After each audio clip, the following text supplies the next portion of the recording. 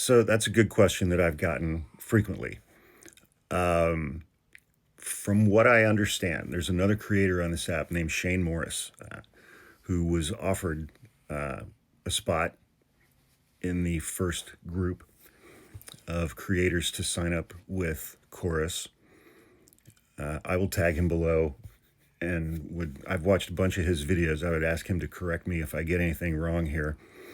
But from what I understand, is that he was contacted by them. There was some kind of discussion that went back forth. They sent him an NDA, a non-disclosure agreement, which he signed and returned. And then at that point, they sent him a copy of the contract involved. And before anybody like reads anything shady into that, that's very common practice for an NDA to be sent before an actual contract is sent, because the company offering the contract doesn't want copies of that document floating around just unprotected. It could land in their competitors' hands or something like that. So that's common, but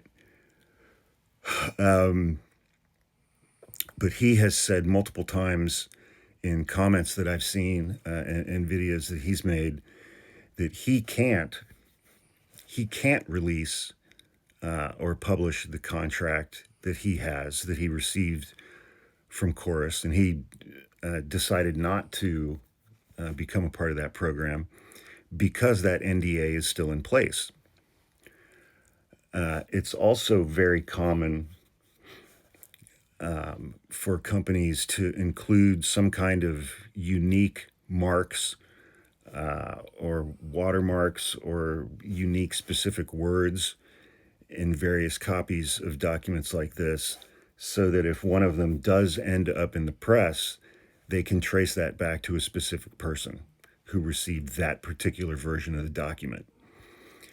And so for Wired or Taylor Lorenz to release the copy or copies of the contracts that they have in their possession would mean burning a source. It would mean identifying a source for an article.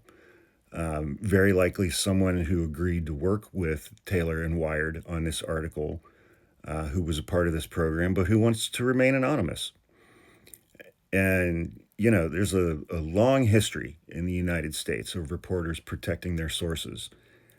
And so from what I understand at this point, I believe that is what's happening. And that's why Taylor and Wired are prevented right now from releasing the copies of the contracts that they have.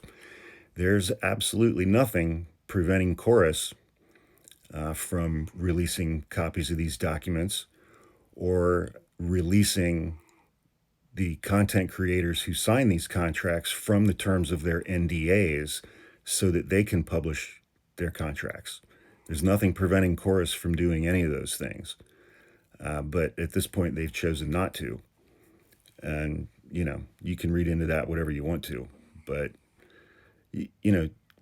reporters, journalists, news agencies, they don't burn their sources and they don't identify their sources.